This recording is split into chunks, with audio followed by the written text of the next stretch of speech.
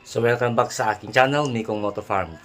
So sa video natin ito, Kamoto Farm, i-share po natin kung saan natin makikita, paano natin makikita yung ating mga restriction o violation sa Facebook. So kung bago ka pa lang sa aking channel, Kamoto Farm, please subscribe my channel and hit the notification bell para nakaabang ka lagi sa aking mga susunod na video. So pag-uusapan natin dito, Kamoto Farm, or i-share ko sa inyo kung paano natin hahanapin at saan natin makikita yung ating mga violation sa Facebook. So let's go, Kamoto Farm.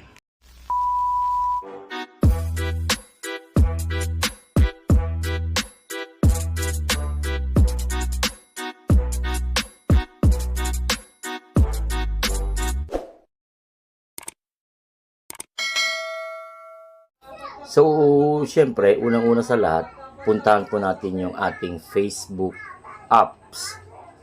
So, ayan. Click natin yung ating Facebook apps. Then, kung hindi pa kayo nakalagin sa mga ginagamit nyong Facebook, login nyo. Then, puntahan po nyo yung inyong profile. So, nandito na rin lang tayo, Kamoto Farm, sa aking Facebook. Baka pwede naman pong pa-follow yung aking Facebook account, Michael D. Cerezo Mike. So, thank you so much in advance. So, back tayo. Then, puntahan po natin itong nasa kanan bahagi sa itaas na may tatlong guhit pababa. Yung ating profile na yan, click natin. So, ayan.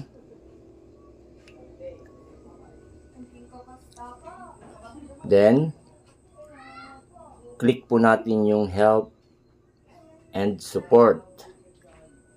So,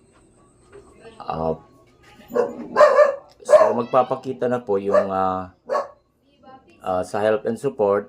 Magpapakita dyan yung help center, creator support, account status. Pero yung pipiliin po natin i-click dito is yung support inbox. So, yan po, may arrow.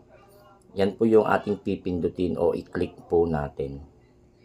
So, pagka-click po natin dyan, so, ayan na po. Dito po natin makikita yung ating mga restrictions at mga violations. So, click po natin yung your alerts. Dyan po natin makikita lahat. So, click po natin. So, nandito po lahat yung mga violations natin, mga restriction na naglabag kay Lolo Meta. Nandito po lahat. Makikita po nyo lahat dito, Kamoto Farm.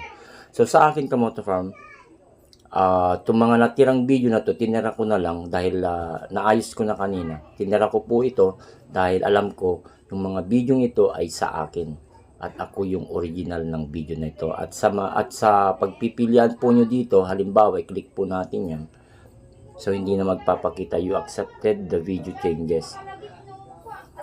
So, hindi na magpapakita kasi nga, nag-appeal ako dito, nag-dispute ako.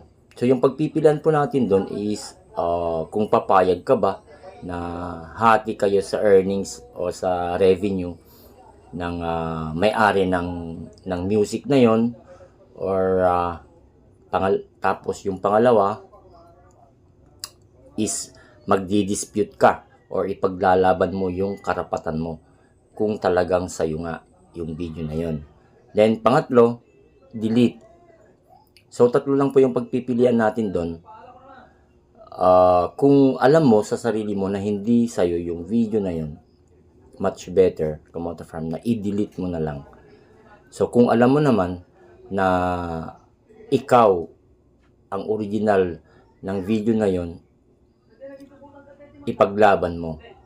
So, kung may karapatan ka, ipaglaban mo, Kamoto Farm.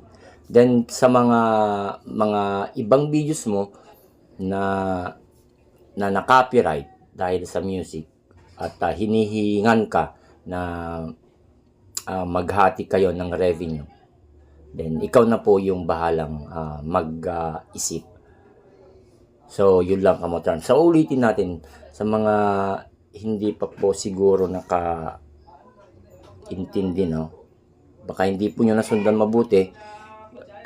Ulitin natin. Click po natin ito, yung nasa right side top na may mga guhit siya pababa. Yan. Click po natin. Madali lang naman Kamoto Farm. Pag pakita na po ito, click po lang nyo yung support inbox. Yan. Then pagka-click po ninyo ng support inbox, yan po yung magpapakita. Click po nyo ulit yung your alerts. So, dyan. So, sana naintindihan nyo Kamoto Farm. Diba? So, napakadali, napakasimple at napakadaling sundan. So, ganun lang Kamoto Farm. So, ayun Kamoto Farm. Kung nagustuhan mo yung video na to, baka pwede namang pa-subscribe yung aking channel and hit the notification bell para nakaabang ka lagi sa aking mga susunod na videos. And then, free po kayong mag-comment sa ating comment section para ma-shoutout ko po kayo sa next video natin. Then, maraming salamat sa inyo, Kamoto Farm. And God bless everyone. Miko Moto Farm signing off. Bye!